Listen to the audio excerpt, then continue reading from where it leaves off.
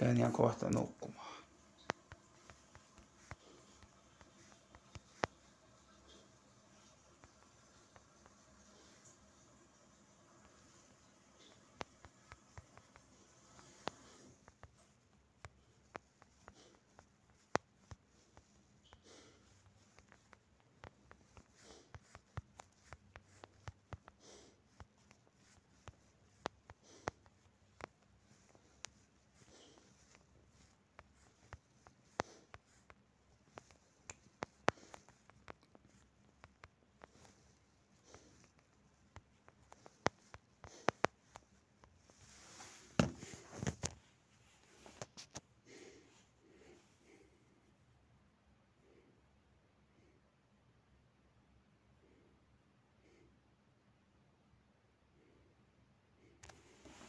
Tämä on hyvä ja tärkeä kysymys.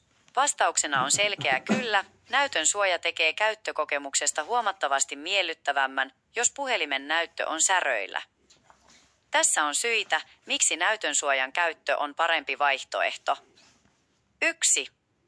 Suojaus ja turvallisuus. Estää lisävahinkoja.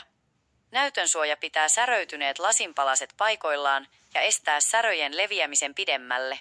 Se suojaa näyttöä myös lialta, pölyltä ja kosteudelta, jotka voivat päästä sisään säröistä ja vaurioittaa puhelimen sisäisiä osia.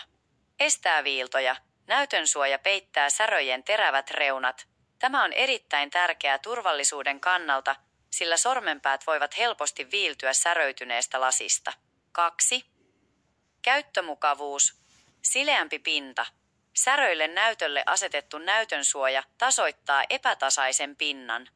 Sen sijaan, että tuntisit sormellasi lasin säröt ja terävät reunat, saat käyttöösi sileän pinnan, joka muistuttaa uutta näyttöä. Tämä tekee pyyhkäisystä ja kosketuksesta huomattavasti mukavampaa. Parantaa kosketusherkkyyttä. Syvät säröt voivat häiritä kosketusnäytön toimintaa. Vaikka näytön suoja ei korjaa säröjä, se voi auttaa stabiloimaan näyttöä ja parantaa kosketusnäytön reagointia, kun kosketus rekisteröidään tasaisen pinnan läpi. 3. Näkyvyys. Yhtenäistää näytön. Vaikka säröt ovatkin edelleen näkyvissä näytön suojan läpi, ne eivät ole niin häiritseviä. Näytön suoja vähentää säröjen heijastuksia ja tekee näytöstä visuaalisesti yhtenäisemmän. Yhteenveto.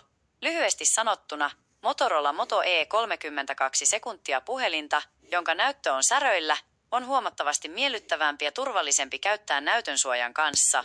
Se ei korjaa säröjä, mutta se peittää ne, suojaa puhelinta lisävahingoilta ja tekee puhelimen käyttämisestä sujuvampaa ja miellyttävämpää.